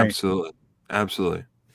My answer, I know what mine would be just off the top of my head. If I could go to any of Elvis's concerts, as far as the 70s, I'd have to go to the Hilton during the That's the Way It Is era at some point. But if I had to pick one, my number one that I'd want to go to show wise would be the Tupelo Homecoming. I've said that on this show 1,000 times. That would be my number one pick. If I get in a time machine and go back, that's exactly where I would go. Literally, no joke. Pam has a question. She says, will any of you be performing during Elvis Week? Yes. I can answer that. Yes. Austin will be doing his show with Tribute Rocks. Brooke, you'll be at Dad's place, right?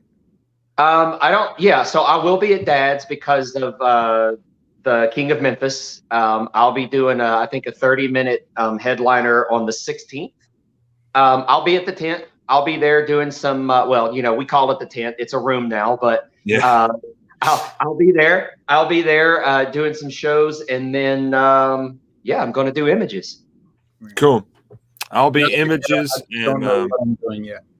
Yeah, I'll be images, and then a show with Tribute Festival there at Images also. So that's. So are you and I competing together in images? Sadly, yes, my friend. Be competing in images. I do have that on my schedule, but I don't know what else. Are you doing images too? Yeah, it sucks. It just sucks, ladies and gentlemen. Here it is. First, second, and third, right here. Any order, just pick it. We'll be happy. Yes, indeed. I would love it for it to be.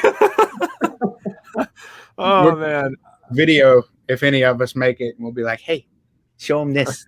That's right. Yeah. All right, here's an awesome question, I think, from Sandra. She says, what's the Elvis song that you struggle to master? Nick has to take that first. Okay. Probably, well, Elvis's voice changed so much from the 50s to the 70s. I feel like some of the 50s stuff is really, kind of tough depending on, what song and what tone you're trying to get. But as far as as far as a particular song that I can think of off the top of my head, it would probably be The Sound of Your Cry, because there's so many fluctuations in his voice where he would be so tender and then be so raspy and growly and powerful behind it. So that would probably have to be my song. That would be the hardest for me. Brooke? Oh, man. 70s. 2 songs. We Can Make the Morning is a killer, dude. Mm-hmm. Killer. That is a vocal workout. I need a nap after that song. And Tomorrow Never Comes. Yep. Both of those tunes will absolutely wear you out. Yes, I agree. Tomorrow Never Comes was in my head, and also it can take a lot out on you, I think, but it's still a great song to sing, even though sometimes it can kill your voice. But it's What Now My Love. Oh, yeah. Yeah. I love that song. And, it's one of those ones that, it just kind of, it's so slow. I feel like I'm marching, the whole time. And then it just picks up. And it's just, boom, it's all right there. Yeah. Timothy Dudley said Padre. Yeah, that's a good one. Heart of Rome is another one that could be a little. I just thought of another one and it just slipped my mind. Jeff Lewis is the first guy I ever heard sing it. What's that? Was it Heart of Rome? No. Where did they go, Lord? Yeah, that is one. I love that. There's one. Sylvia. Yeah. So Sylvia is a really vocal puller.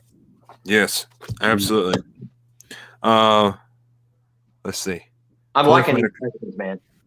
Cliff said Jailhouse Rock took 2 takes to make it the master. That's right. Sure did.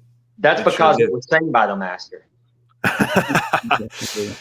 Well, I think that's all the questions we got. I think that might be all the time we have for it. Man, all the viewers that are watching tonight, all 40-something, I can't really see how many. It's 40-something.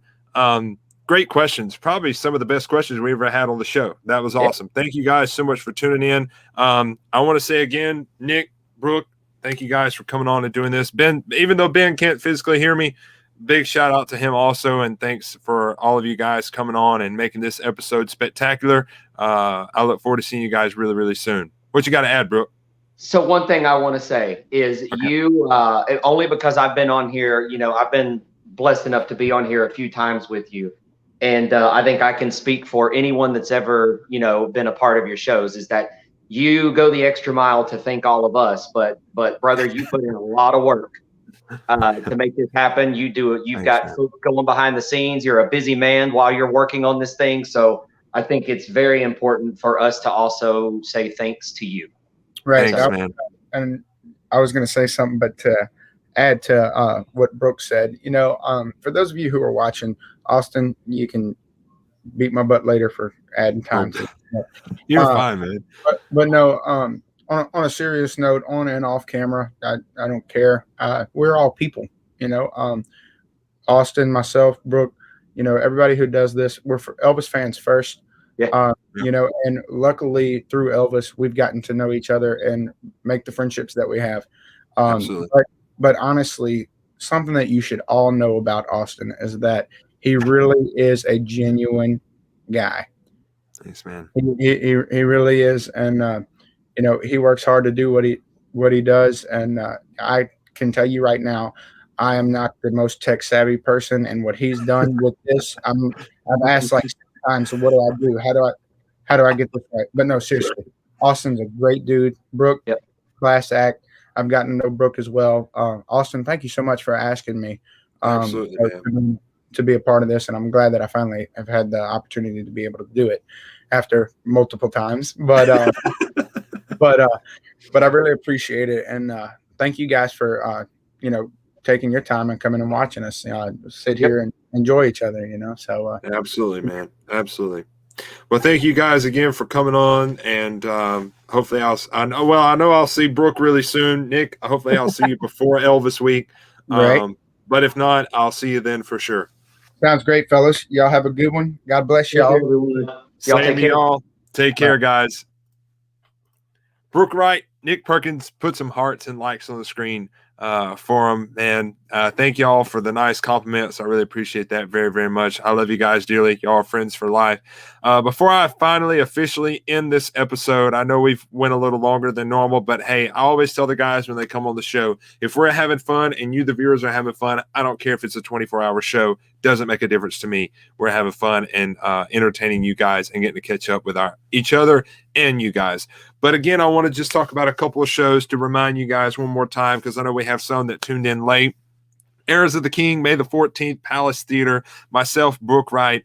This is in Gallatin, Tennessee. So if you live in the Tennessee area, like around Pigeon Forge or Nashville or whatever, this is close to your area. So come out and see us. It's May the 14th, Palace Theater, Gallatin, Tennessee. Tickets are only $20. You can get that and more information at palacetheatergallatin.com. Erica Brooke, Jody McDowell will be joining us as special guests. Also, Danny McCorkle, you all know him from Elvis Week, will be our amazing MC. So we're excited about that. I meant to mention this earlier. It totally slipped my mind, and I apologize. Georgia Tribute Festival, September 16th through the 19th, 2021. I will be there along with amazing group of headliners: Cody Slaughter, Michael Chamis, Travis Powell, Diogo Light, just to name a few, Riley Jenkins. We will all be there and having a great time. September 16th to the 19th, Brunswick, Georgia, Georgia Tribute Festival. Get your tickets right now for that. I know it will be awesome. Last night, I don't know if you guys caught the interview or not, but I was on the TMJR Productions page, and my good friend Taylor Rodriguez talking about his amazing Lynchburg, Virginia's Tribute to the King Festival. He still has tickets available for that. Also, I will be there along with Taylor, Bill Cherry, David Lee, and many others. Get your tickets now, tmjrproductions.com. Go and come see us there also, if you will. Austin Irby Fan Retreat, ladies and gentlemen, is happening again next year. We're super excited. Packages are on sale now. We only have general admission left. They're $140 per person. AustinIrbyEntertainment.com. Click on the Austin Irby Fan Retreat tab and come join us. Pigeon Forge, Tennessee, March 17th through the 20th, 2022. Myself, David Lee, Travis Powell, Michael Chambliss, Riley Jenkins, Jacob Roman, Matt Cordell, and the incredible Samantha Chambliss will be there also. We're going to have a lot of fun. Again, Hawkinsville, Georgia, Austin Irby Frill Tour will be there June the 25th. Tickets are on sale right now for that. They're only $20. Visit HawkinsvilleOperaHouse.com and come see me there. Selma, North Carolina. I know a lot of you have been asking about that. I will be doing 3 shows there: July 31st, August 1st, October 16th. All 3 shows completely different. July 31st, August 1st will be backed by a band, and it is going to be a lot of fun. You can visit rudytheater.com to get your tickets for that also. Last thing here, Christmas with the King happening at the in Brunswick, Georgia. At the, I'm trying to think of the name of the venue, Brunswick Actors Theater, December the 2nd through the 4th, 2022. This was just announced yesterday. Michael Chambliss, Travis Powell, myself, Samantha Chambliss will be there for 3 great shows and also a part of the Brunswick Christmas Parade. Seating is extremely limited, so get your tickets right now for that. TributeFestival.rocks. Also, come see me at Elvis Week, Images of the King. I'll be doing a show for the Images of the King contest, a headlining show. Check it out, TributeFestival.rocks. And also go to AustinErbyEntertainment.com and come see me on my Austin Irby For Real tour. We're going to be putting some more tickets on sale for the For Real tour and some more shows this weekend. So keep an eye out for that. I hope I didn't forget anything. I probably did, but that's okay. I'll catch it next time. Thank y'all so much for tuning in tonight. Again, shout out Ben Thompson, Brooke Wright, Nick Perkins. Thank y'all so much. I love you guys. To all of you that are watching, let's see who we still got tuning in. To Pam, Cliff Wright, man, Bruno, Timothy, Monique, Trish, everybody, Cassie, everybody that's tuning in. Thank you guys so much. My mom, I think she's watching too. So thank you guys so much for tuning in. I love y'all so much. Again, don't forget to share, comment, like, subscribe all across social media. Follow me on Facebook. Hit that like button. Instagram. If you want to send a donation, you're more than happy to. The link is in the description under this video. I love you guys. Thank y'all so much for tuning in. I believe the next episode is May 20th. It'll say it at the end of this outro, so hopefully I'm not wrong. But thank y'all again. I love y'all so much. Until next time, good night. God bless. Adios.